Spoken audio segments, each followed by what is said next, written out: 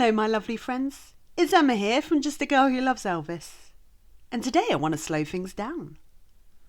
Not because there isn't a lot to say, but because sometimes the most meaningful parts of Christmas are the quiet ones. This episode isn't about big performances, flashing lights or packed rooms. Today is about stillness, about soft moments, about Elvis Presley when the world wasn't watching. Because behind the legend, there was a man who felt Christmas very deeply.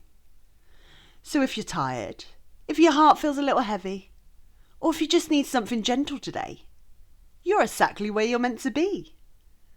Let's talk about Elvis and the quiet side of Christmas.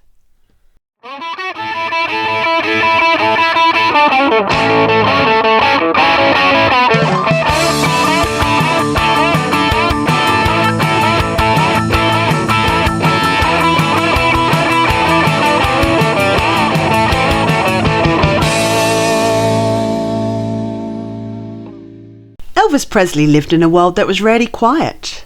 There were always people around him, phones ringing, music playing, schedules to keep, and someone needing something. But Christmas had a way of softening him. Those close to Elvis often said that during the holiday season, he slowed down. Emotionally, mentally, and spiritually. He liked late nights, dim lights, music playing low in the background. And no, not always Christmas music. Sometimes it was gospel, sometimes old records from his childhood, sometimes just silence. Elvis wasn't afraid of quiet, and I think it tells us something really important about who he really was. We all know that Elvis loved Christmas music, but what he returned to privately was gospel.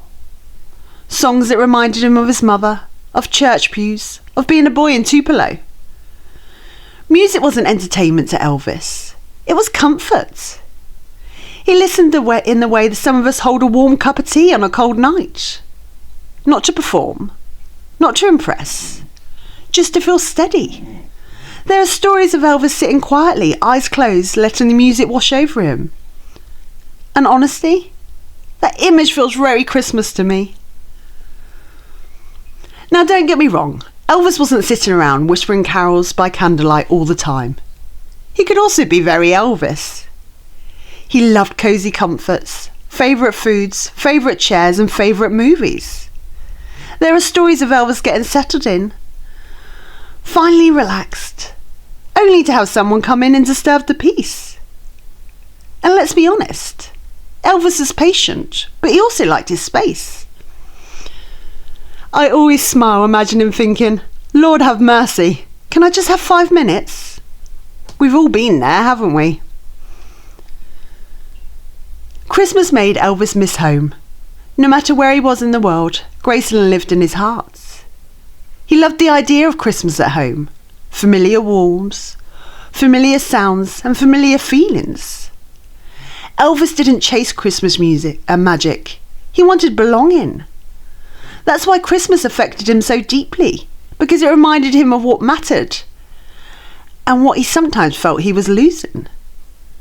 And if that doesn't feel human, I don't know what does. We often celebrate the large, loud parts of Elvis's life, but the quiet moments are where his heart really lived. Christmas gave him permission to pause, to reflect, to remember, and to feel gratitude and sadness at the same time. Elvis understood that joy and longing can exist together. And I think that's something many of us understand too, especially at Christmas. I want to speak directly to you for a moment. If Christmas feels complicated to you, you're not broken. If you love it and dread it at the same time, you're human.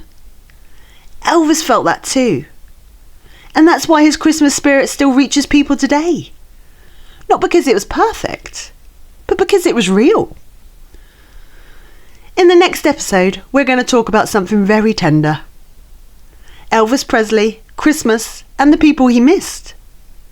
Because sometimes the quiet moments bring memories with them. And we'll approach that gently, lovingly and honestly. As we close today, I want you to remember this. Christmas doesn't have to be loud to be meaningful. It doesn't have to be perfect to be beautiful. Sometimes the quiet moments are the ones that stay with us the longest. Thank you for being with me today. Thank you for sharing this space. As always, take care of yourself. Take care of each other.